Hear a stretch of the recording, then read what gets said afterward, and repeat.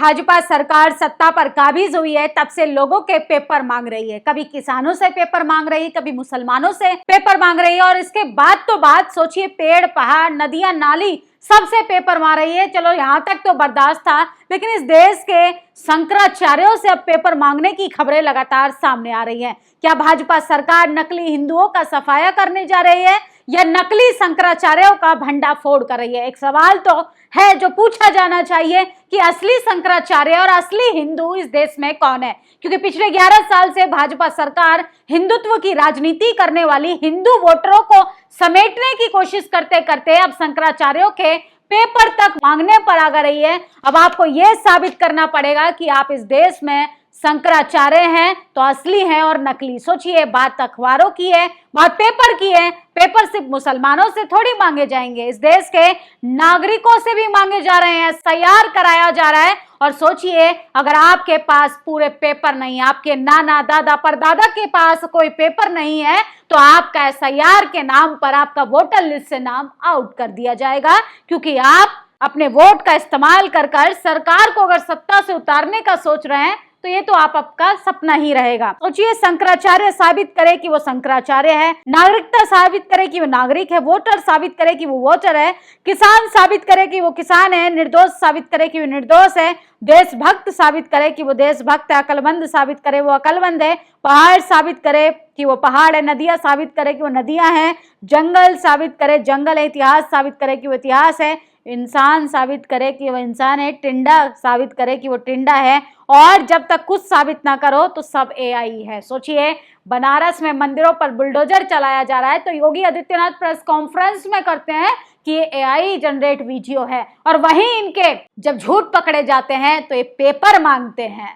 ये सबूत मांगते हैं और अपने सबूतों को कह देते हैं कि एआई जनरेट है। तो भाजपा सरकार का ये नंगा नाच अब सीधा तौर पर खत्म होने जा रहा है। और ये मोहतरमा देखिए, जितनी खूबसूरत हैं उतनी ही घटिया इनकी मानसिकता है। इस देश में किस तरीके से लोगों को गुमराह कर कर अपनी राजनीतिक रोटियां सेकती हैं। रिजर्व सीट पर ये चुनाव लड़कर कह रही हैं कि इस देश में हरा रंग नहीं रहेगा, सिर्फ इसमें नीला रंग रहेगा और भगवा रंग रहेगा। सोचिए, शायद इनको नहीं पता है कि सैफरॉन और नीले झंडे के साथ साथ हरा रंग जो है देश के तिरंगे झंडे में भी पाया जाता है। तो क्या क्या हरे रंग से परहेज करिएगा मोहतरमा। जहां हरा रंग होगा वहां पर हरियाली होगी, खुशहाली होगी, प्रदूषण कम होगा। वहां नफरत का प्रदूषण हरा रंग तो हमारे तिरंगे का खूबसूरत रंग है। आरएसएस के लोग तो शुरू से ही तिरंगे का विरोध करते हैं, हरे रंग का भी विरोध करें। दरअसल आपको एक हिजाबी मुस्लिम पार्षद से दिक्कत है। और सोचिए, नवनीत राणा को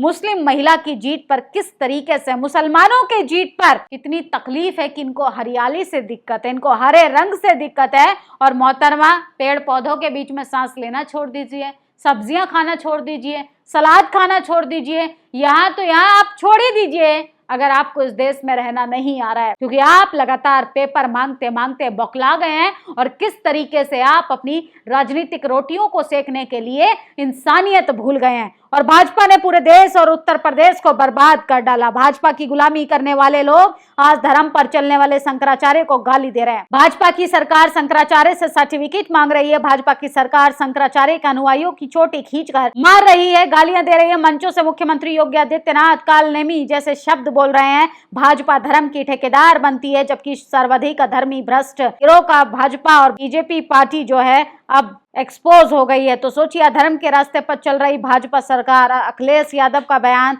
सोशल मीडिया पर सबसे ज्यादा वायरल हो रहा है। लेकिन बता दें, जिस शंकराचार्य से पेपर मांगे जा रहे हैं वो शंकराचार्य आरक्षण विरोधी, संविधान विरोधी, बाबा साहब को गाली देने वाला। और सोचिए, जब इससे कोई पत्रकार सवाल पूछ ले तो शंकराचार्य अपना आपा खो बैठते हैं। और अब किस तरीके से संविधान की दुहाई देकर कह रहे हैं कि हम तो पालकी से जा रहे थे गंगा स्नान करने और हमारा अपमान किया गया, हमारी जटाओं को खींचकर घसीटा गया। असल में इनके अहंकार को घसीटा गया है। सोचिए, ये वही लोग हैं जो देश को हिंदू राष्ट्र बनाना चाहते हैं। ये वही लोग हैं जो देश के बहुसंख्यक यानी एसटी, एससी, ओबीसी को गुलाम बनाना चाहते हैं और उनसे टट्टियां गोबर उठवाकर किस तरीके से अपने अहंकार को सुकून देते हैं। और अम्बेडकर बौद्ध नहीं, वह ना घर के हैं ना घाट के, यही उसकी सच्चाई है। ये मुक्तेश्वर की भाषा है, जो सो कॉल्ड अपने आप को शंकराचार्य कहते हैं। इनसे पेपर मांग लिए तो इनको बुखार चढ़ने लगा है।